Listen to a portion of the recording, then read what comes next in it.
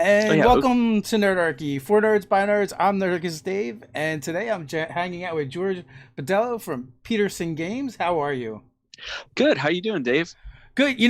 When I think of Petersen Games, I think Call of Cthulhu, right? And and then I started poking around, and it's still Call of Cthulhu, but it's like RPGs, tabletop, and you guys have like activity books and miniatures and graphic novels over there. Is there anything you don't do? I mean, not really. We try to do a little bit of everything as far as that goes, as far as gaming goes. Nice. So it's just Eldritch horror all the time, all the different ways. Yeah, no matter whether you're in the apocalypse for Cthulhu or in the apocalypse with demons, Yeah, or you know, or in the real world as it may be. exactly. So I like to ask everyone, how's your apocalypse been going? Pretty good. Been able to get through a good backlog of reading and games and Mm. painting. So, How does it affect your gaming? Do you find yourself gaming more or less or about the same? generally about the same for the most part. I mean, where uh I've been using Tabletop Simulator for those friends I can't meet up with, and is a lot of solo games helps. Yeah. Nice. So, how long have you been with Petersen Games? So I've been with Petersen Games for about 2.5 years now.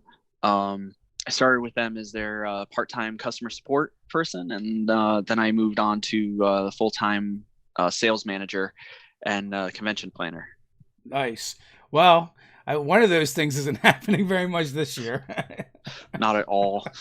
But you're going to be super ready for when things do finally open up. You have plenty of time to plan. Oh yeah, definitely. And fans of ours will see a lot of new releases next year coming onto the convention floors. So, would you were you part of the convention team that would go out to the conventions? Yeah, definitely. First we were really only doing Gen Con, and a couple of years ago we were able to do Origins. Went back to Origins, and this year we were supposed to go to Gen Con, UK Games Expo, Essen Triel, and PAX Unplugged, and it didn't happen, unfortunately. Bummer. Have you been to PAX Unplugged as a attendee? Yeah, definitely. I went the first year as an attendee, and I've been going every year since as a employee from Petersen Games, and we've had a booth set up. Oh, nice. Yeah, PAX Unplugged's a lot of fun, and like for us, it's super local, so we feel morally obligated to attend that one. It's actually grown into quite a convention. Yeah, yeah. Like, it's funny because my partner Ted, he's been more of the convention goer than me. I'm kind of new to the convention scene.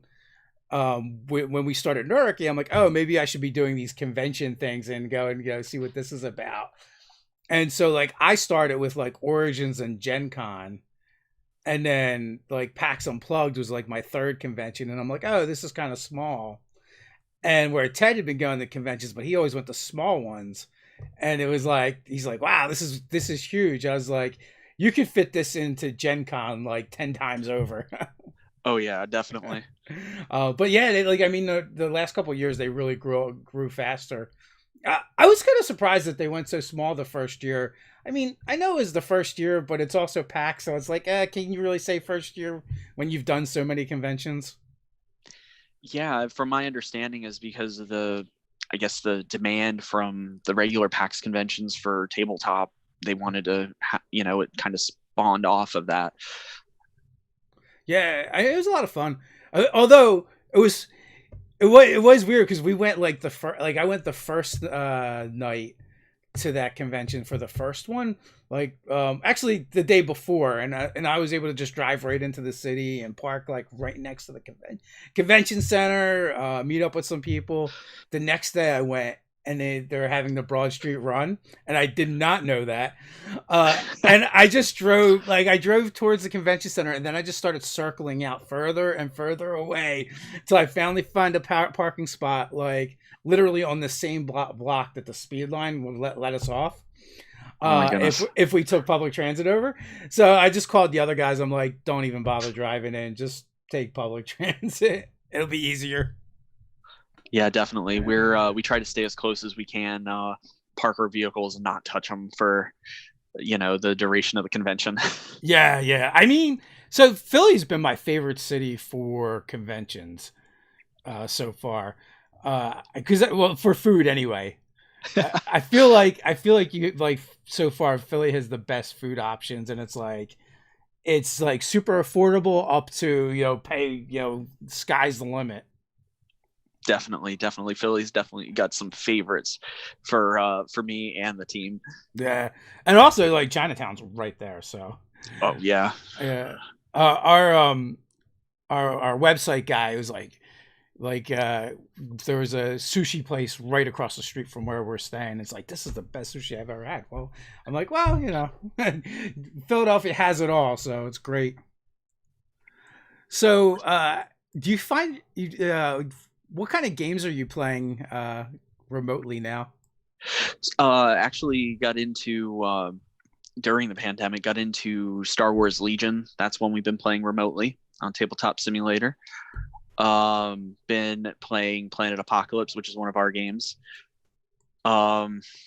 We also kind of I dip my toes into the Roll20 using it for Call of Cthulhu. Haven't really gotten in on that and been using it, but I started using that at the beginning of the pandemic, and that's now we're kind of in a safe enough place for some of us to meet up in a small group to play. So to Call Cthulhu, do they have like an open gaming license? They don't at the moment. Well, I guess they kind of do. Chaosium, I know, opened up their Miskatonic repository, which is like a like a trove of places for independent people to publish their adventures. But it's still under the Chaosium umbrella. So I'm not sure if they're doing as much open source as like 5e is. Gotcha. And you guys also do some Cthulhu stuff for 5e. Yes, we do. I do have some of the books, to kind of show off at some point, maybe if we have time. But sure, let us see them. I mean, oh yeah, our crowd tends to be a lot of D&D players. Oh yes, for sure. So the big star here is going to be our 5e source book, and this is going to have everything you would ever need for running any sort of eldritch horrors inside of your Cthulhu or inside of your 5e campaign. And it has 4 new player races. It has a dread and an insanity system. It also has new spellcasting, a new spellcasting category, as well as multiple like artifacts that Sandy designed and added in. So definitely a good pickup. I think it's about 420 pages of horror. That's a lot. That's a lot of eldritch horror. Yes, definitely. So that's our big source book, and then we've started our sagas, which are our 4-part campaigns, and all those are actually hardcover. So just to give you a little taste, this is our first one we did. This was Ghoul Island, and it's got a 4-part series here. And again, they're beautifully spot UV hardcover books. Generally about 60 pages on average. Some of them are a bit bigger, but yeah, with all those, it's going to be an adventure from 0 level, and I think Ghoul Island goes up to level 14 or 16 for 5e. So that's actually on our website, and we do a subscription service. So every month, if you're inclined to get these, every month we do a $20 subscription service, and we send that right to your door every month, and it just keeps going and going. Yeah, I also noticed on the website you have a newsletter that you guys do an adventure a month. That's pretty ambitious. Yes, we actually are doing a free adventure. So if you go and sign up for our RPG, we have two newsletters. We have one for Petersen Games in general, and then we have our RPG focused newsletter. And that's going to give you the latest news on all those sagas that are coming out, some preview art, as well as a free adventure every month. So you mentioned something about starting at 0th level. So you guys have rules for starting at 0th level? Uh, I meant first level. Sorry about Okay. that. Yeah. um, yeah, but we do have some different as far as the player races. There's like the ghoul. You can actually be a Dreamlands cat. There's the Zoogs and the Nori. Those are the 4-player races we have in our source book. So Ted wants to know, my partner actually, if you could talk about the new spellcasting system. Oh yes. So let me grab that real quick so I don't miss. So it's so generally in 5e how you have the different types of spells, such as a ritual spell or a goodness. Sorry, one second. This one's going to deal with schematics, and I will find it. But what it does is it deals with cast a longer term casting and how to deal with long term spell casting in more intense situations and with more eldritch magic. So in the book, there's a bunch of different spells, and the formulaic spell casting variant allows you to interact with those spells in a different way. So kind of like, kind of like in the movies or stories where like they're performing a ritual or you're performing a ritual that, would be cast over time instead of in D&D where everything happens really fast. So is it kind of like round to round based? Yeah, it's going to be the formula casting Yeah. variant. So it's broken up into 5 phases, and at the end of each phase, you attempt an ability check. And what it's doing is it's going to be for these bigger spells, such as pulling, say, you want to summon Hastur into the world. That's kind of what these spells are going to be used for, and you can actually pause formula casting. So you can pause the casting of spells of formula to engage in combat or take other actions, but the problem is that you still have to maintain concentration on that spell. Okay. So it's kind of like I said, it's kind of like that long-term spell effect, but you're still gonna, if you're doing something else, you still have to maintain your concentration checks to kind of like hold your place where you were. Cool. I dig it. Kind of, to me, it kind of feels like that cultist feel. Yes, Of definitely. trying to get off a spell. So, how do you guys make D&D feel like Cthulhu? Because I feel like D&D can be a bit adverse to that genre. Yeah, of course. So, and it's really hard. So if anyone's familiar with, say, Chaosium's Call of Cthulhu, um, your heroes are just normal people unless you're playing Pulp Cthulhu, and generally the heroes in 5e are much stronger and much more resilient to certain types of damages and uh, have way more power at their disposal. So one of the things we needed to kind of implement was bringing the great old ones into the story in a seamless way as far as that fantasy setting goes. So a couple things we did was we implemented the dread system, which is a tiered system, and certain things in the supplements will give you dread. And the level of dread depends on what it is. If anyone's familiar with the insanity or the sanity system in Call of Cthulhu, it's kind of like that. Um, so what'll happen is the dread is cumulative, and something say someone casts a remove fear sort of magical effect, it can actually reduce dread by 3 levels, I think. And then certain effects of dread fall off after a long rest, after a short rest. But it goes from negative having a negative modifier on certain characteristics all the way down to fainting and having to pass a constitution check or going into your death saves. So Is it? Is it? Could you like kind of almost draw a correlation between dread and almost like exhaustion, as far yeah, as how severe? Yeah, like the severity. I would say kind of like the mental exhaustion. You Yeah. go from unafraid to disturbed, spooked, afraid, staggered, panicked, paralyzed, and then finally fainting. Nice. So, So, and when I think of Dread, like I instantly think about, the game and the Dread Tower. Um, I just wonder if that can be kind of represented too, in a game like that.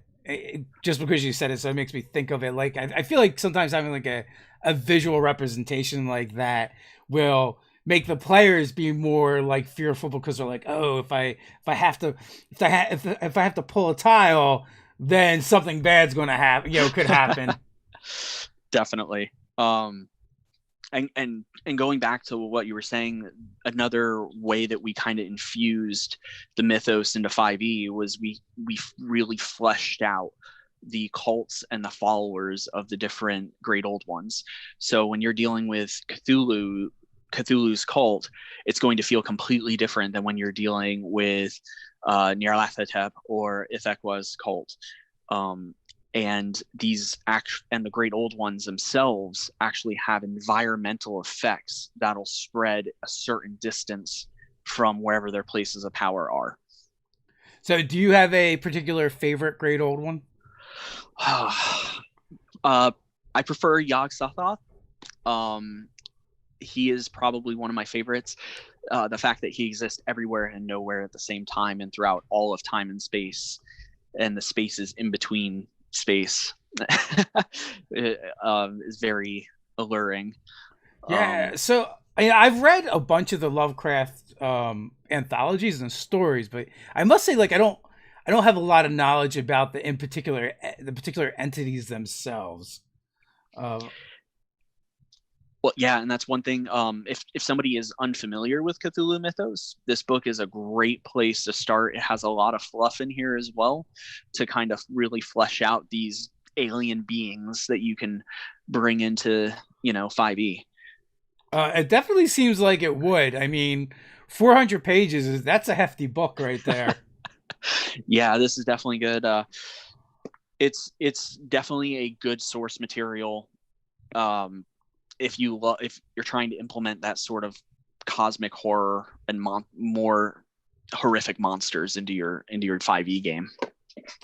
Absolutely, sounds like a great resource. So, have you run much 5e Cthulhu? I have not run 5e Cthulhu personally. One of my best friends runs it, and he says that it adds that sort of extra punch to the monsters. Yeah. Definitely makes his adventurers think a little more before they run off, swords ablaze, charging into Cthulhu's lair. So, when you play in RPGs, are you usually a player or a GM? So I GM for Call of Cthulhu, Yeah. and I was a player for 5e. And I do have to say, I do like where they went with the Warlock, because I hadn't played since 3.5. Okay. And I really like where they went with the Warlock for 5e, because that's what I was playing, and I started multi-classing into a Chaos Sorcerer, and it was getting a lot of fun at that point. So you're kind of coming back to the hobby, which is, I always love saying that. It's like we get to a certain age, and it's like you have to make a decision whether you're going to be an adult or keep doing fun stuff. And like, I never made the decision to become an adult, so That's fair. Same here. Do you do more tabletop games or more RPGs? I do. I really try to mix it. Yeah. Like I said, our 5e group's kind of been put on hiatus for a little bit, but our the Cthulhu group is slowly starting up again, and I do a lot of wargaming, such as Age of Sigmar, Star Wars Legion, and then I have a bunch of board games, including a Shelf of Shame downstairs. Oh yeah, yeah. I feel like every board gamer has that. Definitely. I'm more of a role player that dabbles in tabletops. You Okay. know, yeah, always so my bar for tabletop games is like, if it's as long as a session of D&D, I would probably just prefer to play RPGs. But short of that, with the exception of Betrayer House on the Hill. So so far, like that game for whatever reason has really grabbed me, and I'm always up for that. But like I played a game of Arkham Horror that was like 6 hours. It was fun, but I don't know if I would ever do it again. Yeah, that's the that second edition Arkham Horror is something that has not been broken out onto my table in years. Yeah. So I like games like Choir and Smash Up that have like a lot of replayability, and like I could play like 3, 4, 5 games like in a couple hours, as opposed to like one game that just spans the whole time. no Twilight Imperium Yeah, for you there. yeah. So I've played a few of those games. I have fun with them, but they're just not like my go to, I guess. That's totally fair. Yeah. But before kids wrecked Ted's life, he used to do like a board game night every month where his whole house was just dedicated to games being played all over the house. There'd be like table set up for Heroescape, and Arkham Horror's going on someplace, and Zombicide someplace else, and choirs, and which was a lot of fun. I wish we could get back to that. That was definitely a nice way to mix up our gaming. That sounds like a great place to be. Yeah, yeah. You get like a bunch of people, showing up, and like Ted's house is like a mini game store, anyways. His shelf is huge, and with his ever expanding shelf of shame, and then people would show up with their own games, so it was a lot of fun. Yeah, it sounds like a good time. So, what is your favorite lineup from Petersen Games for tabletop? So, my favorite lineup is it's a tie right now between our classic flagship game of Cthulhu Wars and our game that's going to be coming out, Hyperspace.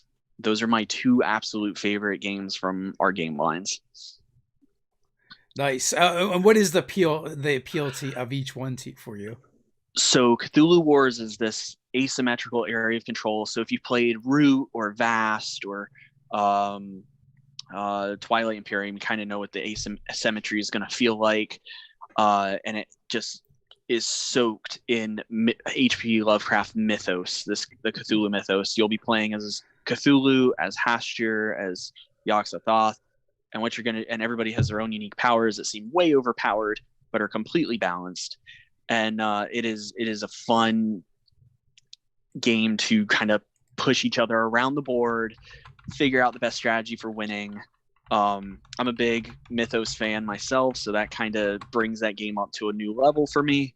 Hyperspace is our 4X game, except so if you've played like Twilight Imperium, you know what that is. It's where you're going to explore the universe, expand your empire, fight, manage your resources. And that game, I think we have over, I think there's 24 different alien factions to play as. And it is such a fun time. And it doesn't take 8 hours. It actually takes like an hour and a half to 2 hours to play. So that game is it's right there between the two for me. You guys also have a bunch of minis, right? We do. We actually have released our official mini line, and they are they're the Call of Cthulhu and Sandy Peterson's Cthulhu Mythos miniature line. So I do have a couple here. If you wanted to see them. Yeah, sure. Okay, so we have a Dire Cthulhu here. He's actually pretty awesome. It's one of my favorite sculpts. Dire Cthulhu, is that really necessary? Feels like overkill. Yeah, this is actually one of our pieces for Cthulhu Wars as well. Most of our minis, if you ever buy them, actually have multiple rules. So if you can either use them in your 5e or Call of Cthulhu games, or you can use them in any of our game lines usually. Then I brought a couple other minis. Well, I don't know if you'd call them minis, but more. So this is our Dire Azathoth figure here. He's pretty. Oh, nice. Hold him a little bit lower and just back a little, or just back a little. There you go. Oh yeah. Yeah. So he's actually a pretty awesome miniature. And then we released. I don't know Go if ahead. I don't know if it's the perspective of the camera or whatever, but it looks like it's almost the size of your head. Definitely. Here's. I'm trying to hold him here, but oh yeah, it's bigger than a softball. Yes, he is definitely bigger than a softball. Wow. And then this one we released with our Planet Apocalypse game. This is stopped being a miniature at this point. So this is the Harbinger Cthulhu figure. Oh, miniature. Nice. I don't know what you would like to call him, but this is another one. And we have miniatures for almost every Cthulhu. I know this just as some great old ones I'm showing, but we have miniatures for Gugs, for zombies, for any sort of mythos. Yeah, ghouls, fungi, anything you can think of that's in the mythos, we probably have it as a mini. So minis and not so minis. Minis and definitely maxis. Yeah, I think is another good term. So are you into mini painting? I am. I do a lot of miniature painting for board games, wargaming. Definitely big into that. Nice. So, do you have any painted Cthulhu minis? I have not gotten to them yet. I have a massive backlog, so. No, I totally get that. I've seen that, like, especially like, I find the people that back all the bones Kickstarters, they just end up with piles and piles of minis that never get painted. Yes, that is partly my problem. So yeah, I find that, like, it's like as they start making a dent in their last bones Kickstarter, another one drops and boom, there goes $500 and more minis to paint. Yeah, $500 and another 3 to 4 months of painting easily. Oh yeah. Yeah, so Ted's drooling and salivating over some of those minis there. He might come looking for you. Brian wants to know if you checked out Lovecraft Country. Oh, I'm waiting for it to finish on HBO before I sit down and watch it all. Same. So what I'll do is, like, we had HBO on Prime for a while. I'll watch what I want to watch, and then I get rid of it and wait for it to fill up with the things I want again, and then we'll get it again. And that's how I stick it to the cable company. Yeah, exactly. Like, if I can pay just the $15 and watch it all, I'll be quite happy. Yeah. So essentially, I'm doing that, but yeah, I'm excited for that as well. I've heard nothing but good things, and I'm really, really looking forward to it. So Brian says those need to be cast in glow-in-the-dark resin or steel for a hood ornament. Yeah, man. Why aren't you guys making hood ornaments? You got everything else over there. I know, right? We do have some glow-in-the-dark minis, so we definitely have them. Oh, nice. So I saw you also have graphic novels over there. Yes. So we slowly started to expand into the graphic novels. The first one I think that's out right now is for Planet Apocalypse, and it just kind of fills in that narrative backstory for that game, because all of a sudden you're just these heroes thrust into the apocalypse with all these demons emerging. We wanted to kind of build up some sort of backstory for that. So the first graphic novel came out for that game, and then we do have plans for some other different storyline novels coming out. Nice. So what is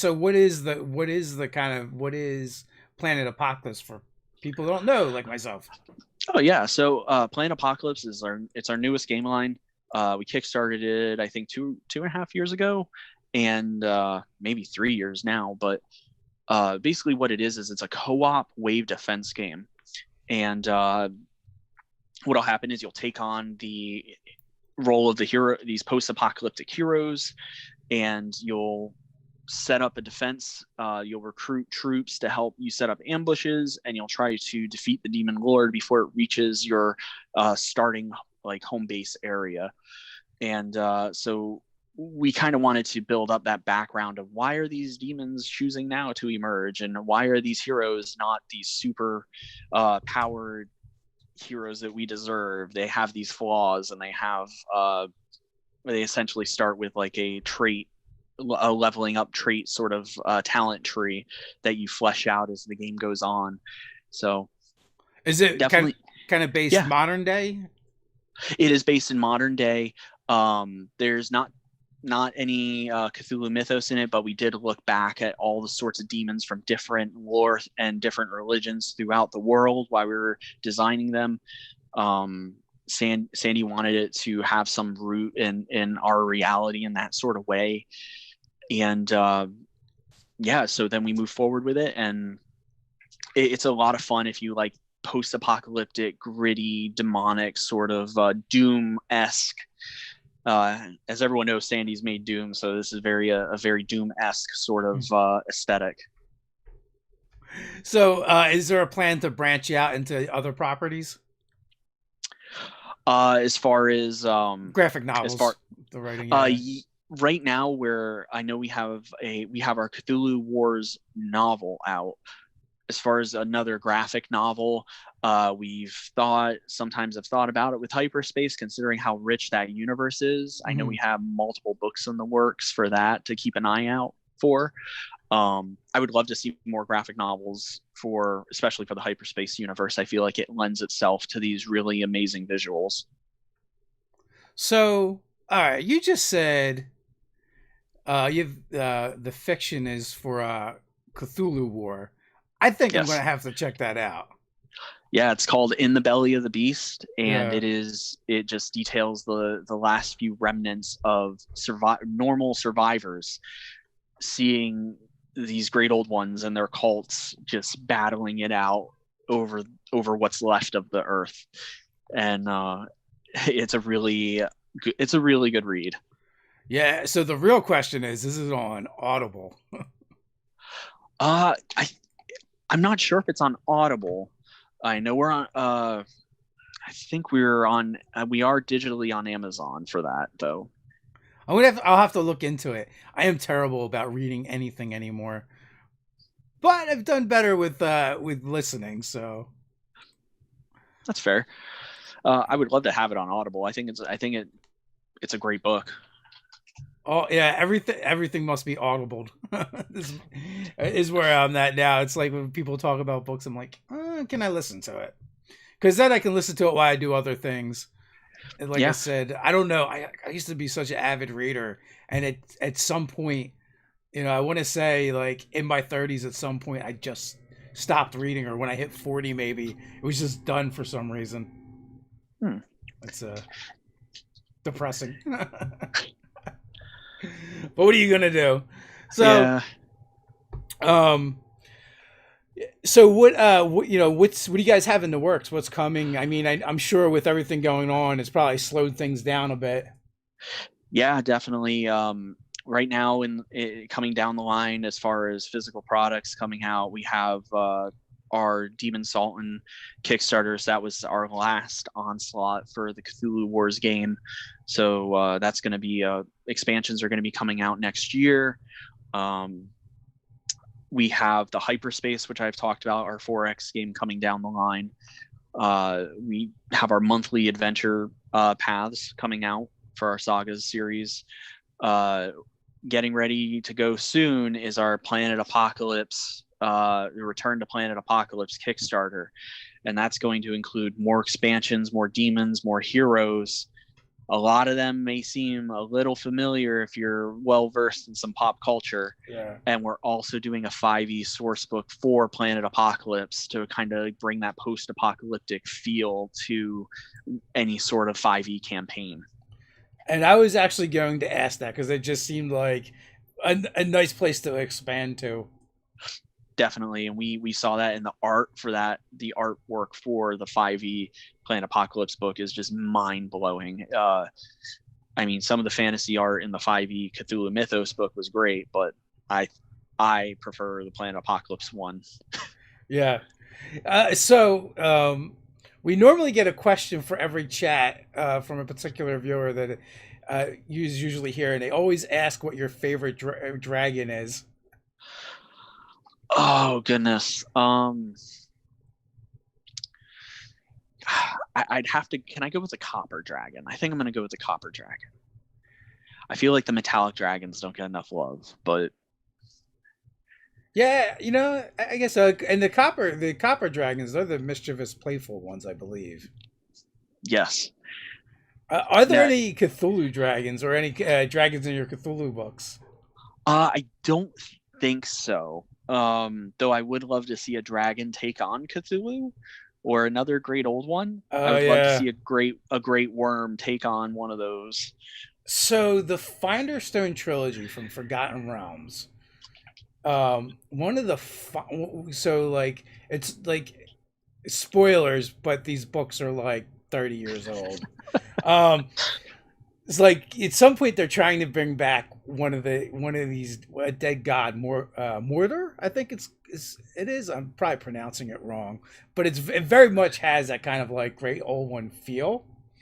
And they do end up teaming up with a red dragon uh, to assist them in combating this great old one type god.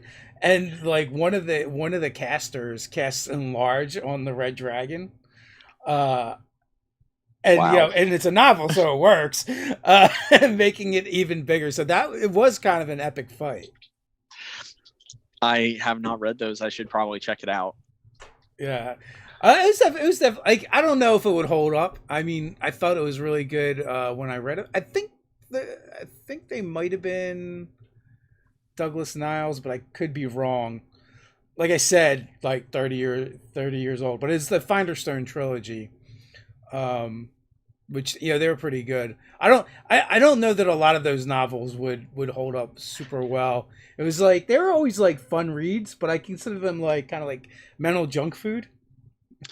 That's fair. And also, like they're like 300-page books, so they're kind of short for novels, and they're just like easy reads. Like I said, I used to read a lot, and I would go through like two of those a week. And now, like as I got older, and I just don't read anymore. I will literally in the middle of a book I'm enjoying and just stop reading halfway through, and I have no idea why.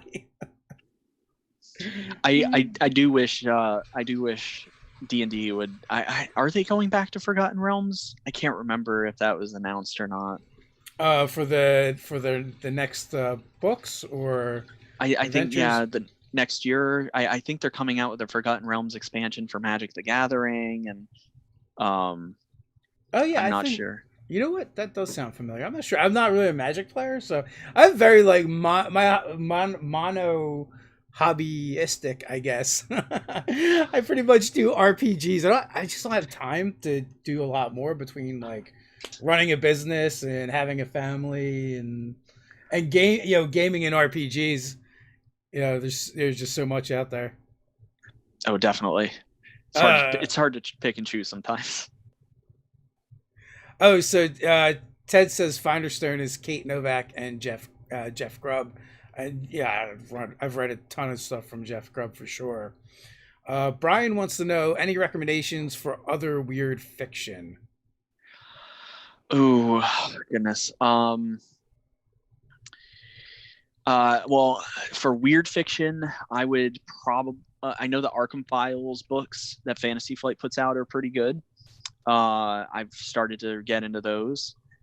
They're a little bit more horror than weird fiction, but there's the new one that should be out today actually. Not to plug their stuff too, but Yeah. it's very pulpy, very weird fiction esque. Um, I would suggest that personally. I'm a big Stephen King fan. Clive Barker, Brian Lumley. A few of those should definitely tide you over.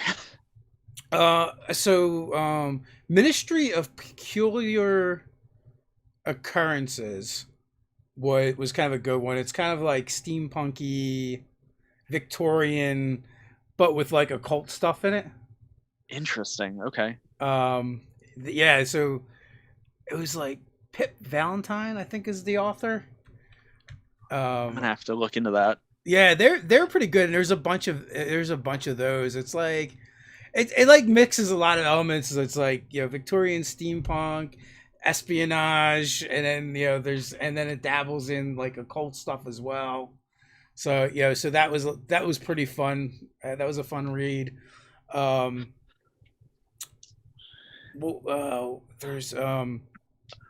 there's another one too that is like alternate history, and it was like Sir Richard Burton and um uh Oh, geez, is that the Sherlock and Cthulhu series? no, no. No. So it was kind of more like steampunkish, but also with occult stuff in it as well. That stuff, the occult stuff always kind of seems to find its way in there. But it was fun because it was all like real world historical figures, but then Mm, with this other spin on it. that does sound very interesting. So yeah, so like know what it was? It's like I was doing all this reading, and it was like I was always reading, um, fantasy, and then at some point I just got bored with fantasy. I'm like, all right, I've been reading fantasy for like 20, 30 years now. I need something else, and that's where I ended up going. You know Okay. what? I think it was Mark Hoder was the author. Um, the only problem with searching that, you're gonna get Game of Thrones stuff, and I don't remember exactly. I need to find it, and I probably have it like sitting on a shelf over there somewhere. Yeah, so I like got into this like steampunk kick for a while, and I find like that stuff's like kind of a good resource to, like, if you're kind of in a funk, for your uh coming up with ideas or gaming or whatever it is, just like try a different genre for a little bit, and it starts giving you ideas Pulls to, you back. yeah, to refreshes your imagination a little bit. Agreed. So it's definitely a cool way to go. Now this is driving me crazy because I can't remember the name of those books.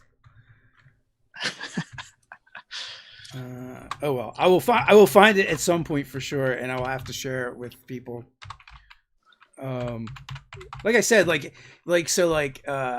you know, they would talk about like Einstein and Tesla.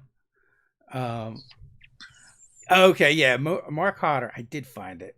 It was Okay. a Burton and Swinburne adventure. That's the name of the series. Got it. And the first one is The Strange Affair of Spring Hill Jack. But I think if you just search Spring Hill Jack, you're gonna get a Stephen King novel, Okay. because he's got one as well.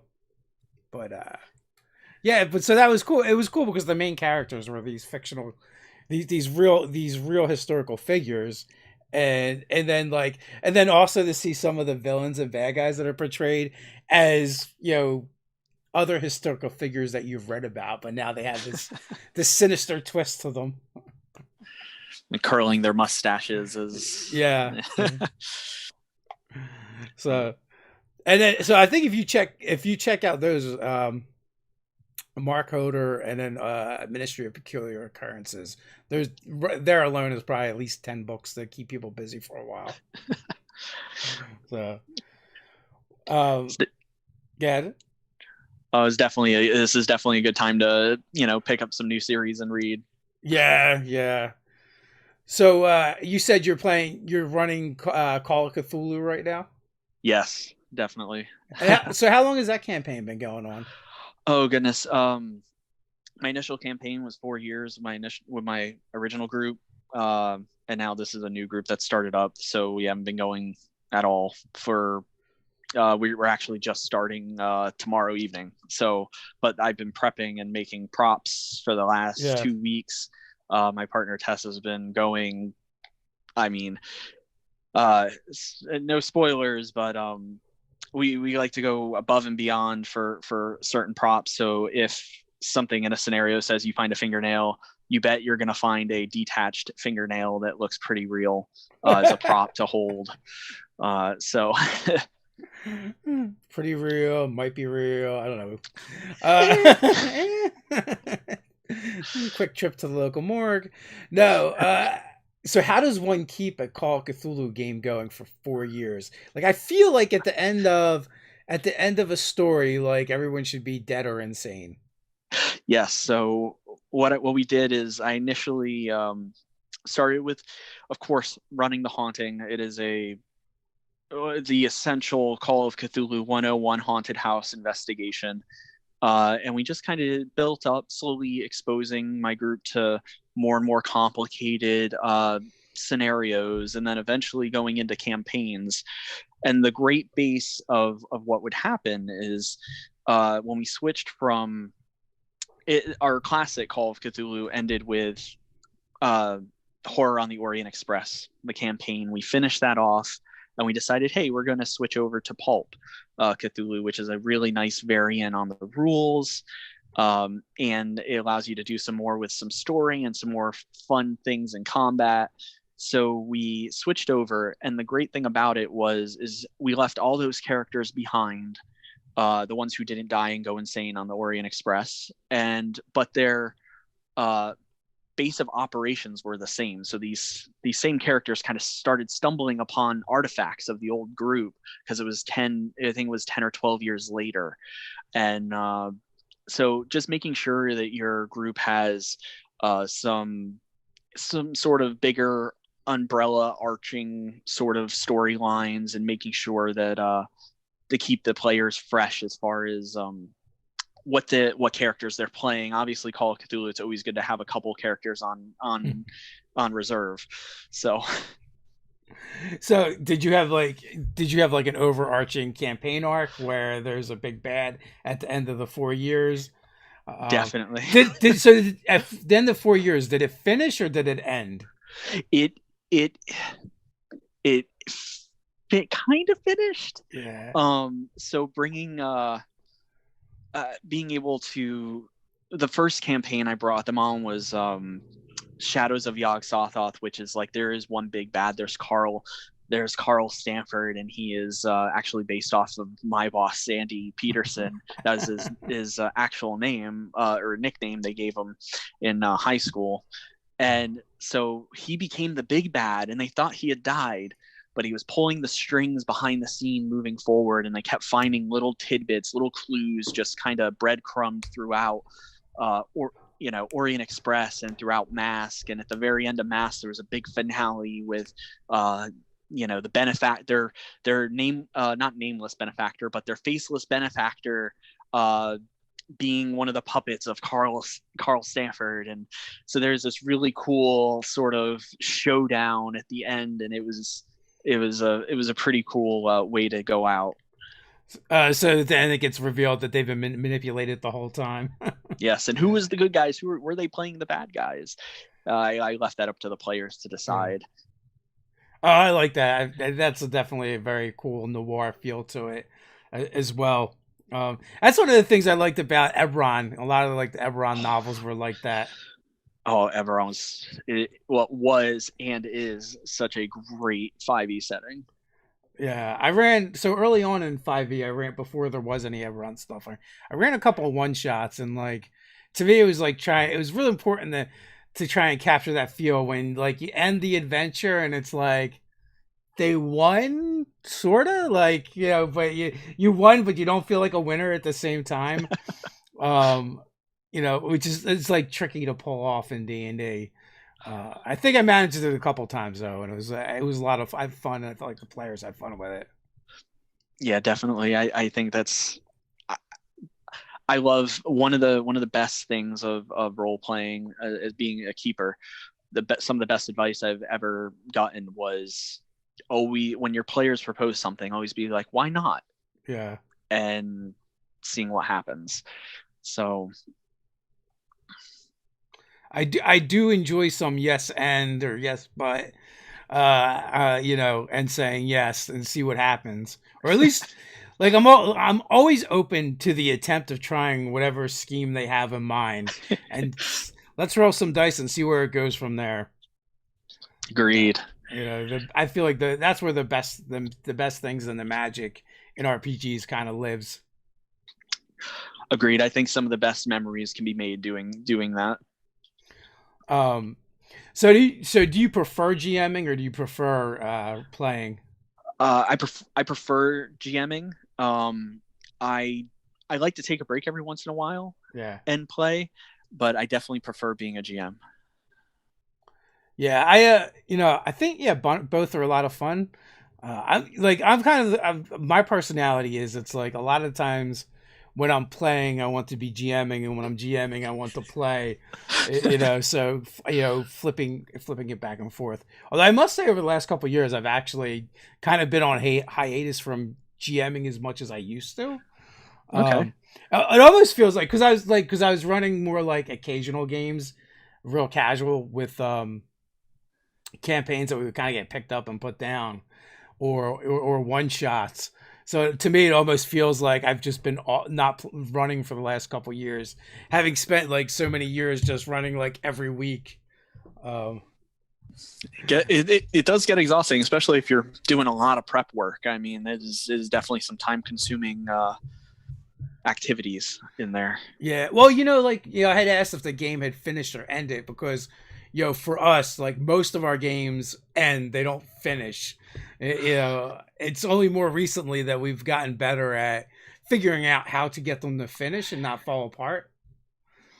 And they really, like, it took us coming out of our bubble as gamers and like experiencing more gamers and different way people play games, and it's like simple things, just like adding session zeros and like going, oh, this game is going to be 12 sessions and then it's going to end. I find like little things like that make a huge difference as to whether a game will be completed and finished, or will it just end. Yeah, I agree. One of the things that allowed me to kind of work in an ending to the overarching story I had running was just we were all actually somehow graduating all at the same time from college, so I knew there was going to be a final date at some point, and they knew it too.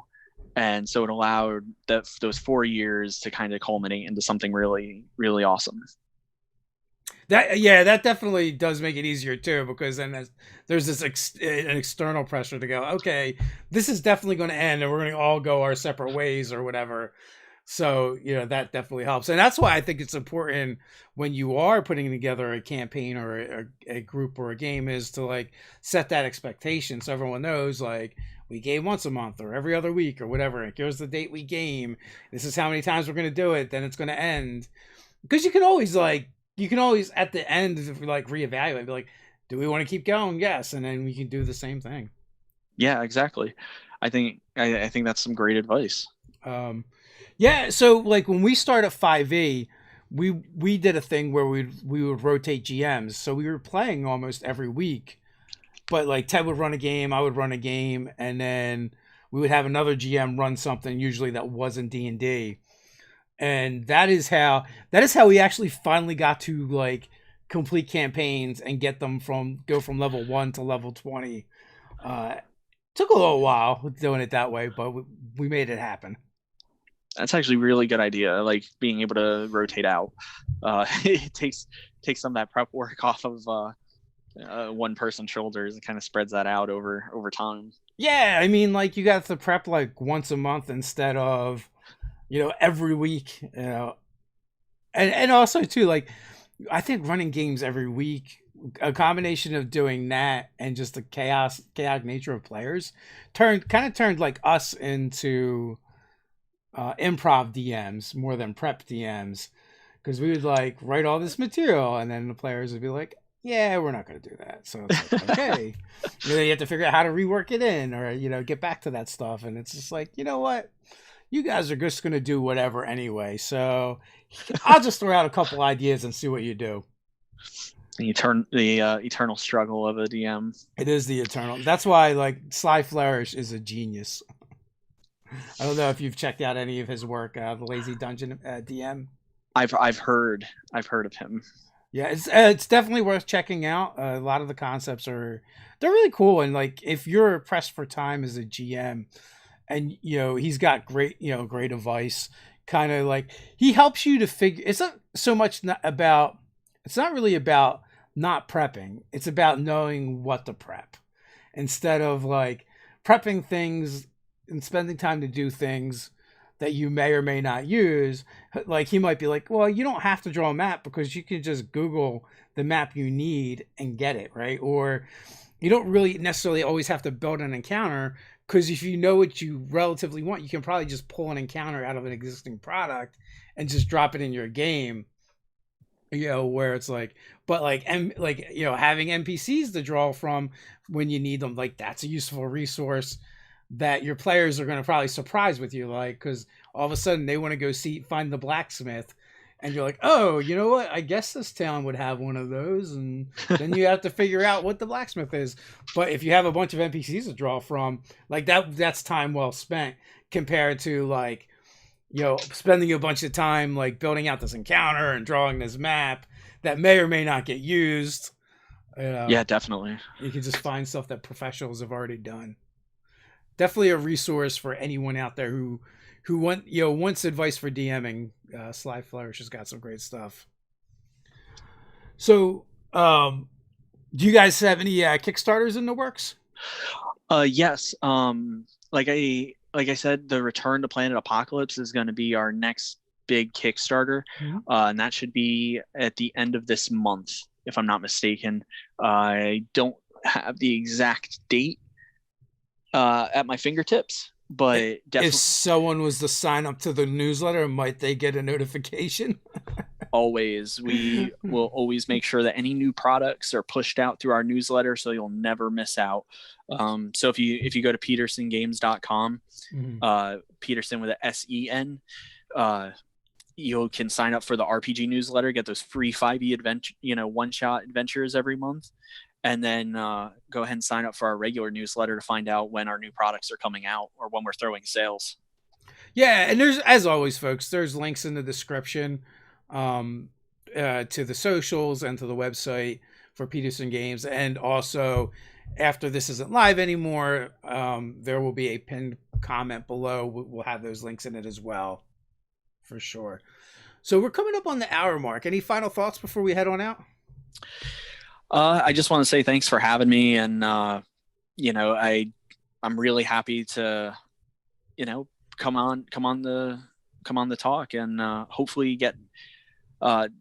Sandy should be able to open up his schedule. He would love to come on here and talk up your ear even more about RPG development, and we'd love that. Yeah, definitely.